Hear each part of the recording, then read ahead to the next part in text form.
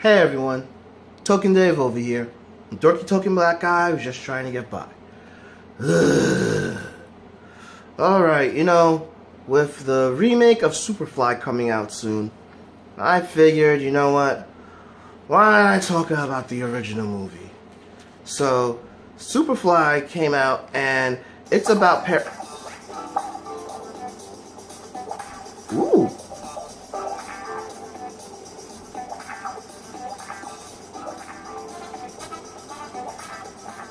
You know what? I'm gonna hold off on talking about Superfly, because I'm actually going to talk about Shaft. Damn, I have not spoken about this character or this movie as of yet, and now is a great time to talk about the private dick that's a sex machine to all the chicks. We're going to talk about the original 1971 classic, Shaft.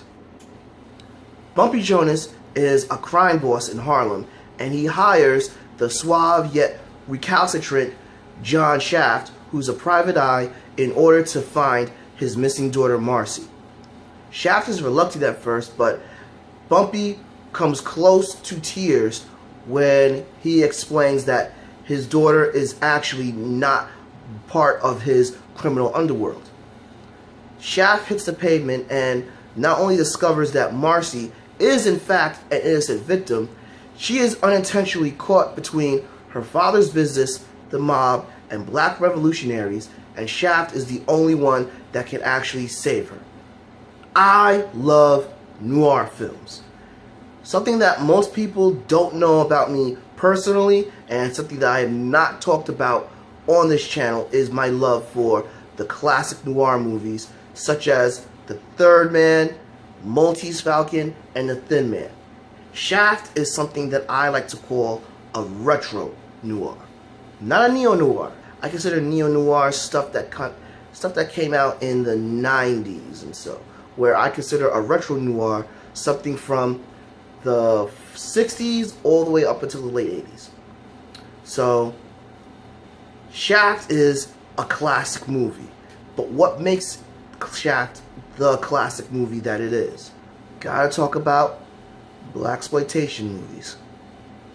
You see, after the civil rights movement, a lot of laws were in place that allowed minorities to venture into more things within entertainment, within law, within politics, more so. And while black entertainers were acceptable singers, there weren't many movies or films that really had black cast or black leads. So during the 70s, Blaxpolation movies were a craze, and they are very controversial. And I'll talk about Blaxpolation movies in the future and why they are so controversial. The one Blaxpolation movie that was generally praised is Shaft. Shaft depicts the hypermasculinity that black males tried to emulate. Shaft himself was a very cool guy that had a lot of swagger, that had a lot of flair, but also had this powerful strength and intelligence to him that African American males really wanted to emulate. Another reason that Shaft was very much mainstream and more appealing is the fact that it was more like a noir film at the time. It had Shaft going into rough neighborhoods, but also you saw him doing his investigation on the streets, questioning various people. And to top it off, it had a dark atmosphere and a criminal underworld tone that you didn't really get that much of in some of the detective or crime movies in the 50s and 60s, where a private detective or even a cop was actually walking around on the streets into a less savory neighborhood or dealing with less savory characters in a more balanced, dramatic setting. Richard Roundtree's performance as John Shaft was excellent. You saw him as somebody that, you know, he was tough and he was gruff, but he had this approachability to him. You just couldn't BS the guy. You know, as long as you came up to him and came up straight, he will hear you out. He didn't care whether you were black, white, Hispanic, or anything. He just wanted to see if you were straight with him and you weren't going to waste his time and you weren't going to put him into something that was beneath him. Shaft also displayed the complexity of being a professional black man at that time period. You see, in the movie, you'll hear Bumpy saying that you have one foot in the black community and another foot up Whitey's ass. Meaning that he was the black person that white people actually didn't mind. And around that time, when you were considered that, if you were black, you were called an Uncle Tom. You know, and something that still kind of resonates today. You know, not as much, but it still kind of does. Another thing that is great about the movie is the soundtrack.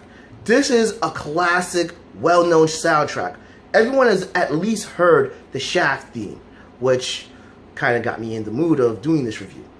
This soundtrack got Isaac Hayes an Academy Award, as well as the movie itself.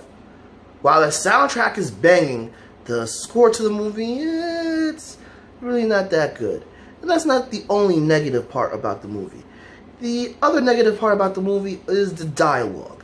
While it is greatly outdated because there are a lot of slang from the 70s being used, some interactions with some characters, or sometimes you would hear them speaking and you're like, why are you going on about this subject matter? It doesn't make sense for the context of the scene.